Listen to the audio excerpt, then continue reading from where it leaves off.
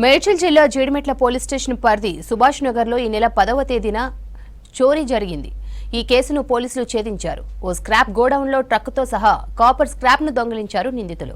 మొత్తం 5 నిందితుల్లో 4ని అదుపులోకి తీసుకున్నారు. వారి దగ్గర నుంచి 7,64,000 నగదు, 7 లక్షల విలువ గల 1 టన్ను కాపర్ స్క్రాప్, 2 ఆటోలు, 3 సెల్ ఫోన్లు స్వాధీనం చేసుకున్నారు. వీరిపై గతంలో హయత్ నగర్, పంచగుట్టలో దొంగతనం కేసులు నమోదు అయినాయి. బాలానగర్ డీసీపీ సురేష్ వీళ్ల వివరాలను వెల్లడించారు.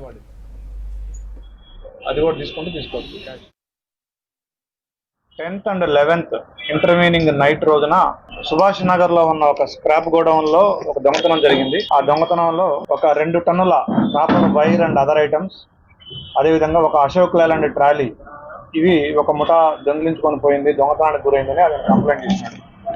ఆ కేసు అది గ్రేవ్ కేసు. దాంట్లో మొత్తం 15 లక్షల విలువైనటువంటి కాపర్ వస్తువులు, ఒక 3 లక్షల విలువైన అశోక్ లేలాండ్ ట్రాలీ దొంగతనానికి గురి కావడం జరిగింది.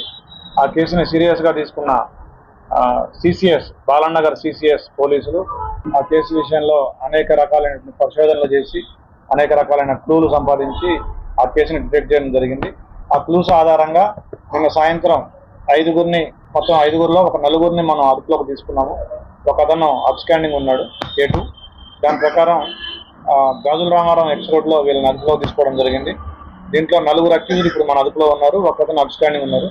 ఎవరైతే ఈ ప్రాపర్టీని వీళ్ళు 1 టన్ను కాపర్ని కూడా ఇమ్మీడియట్గా అమ్మివేయడం జరిగింది.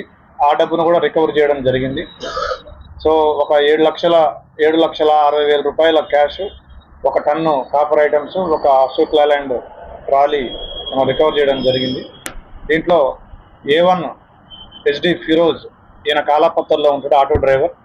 A2 సాహిల్, ఈయనకి 35 years, ఈయన కూడా కాలాపత్తర్లో ఉంటాడు, ఆటో డ్రైవర్. ఇతను అబ్స్టాండింగ్ లో ఉన్నాడు.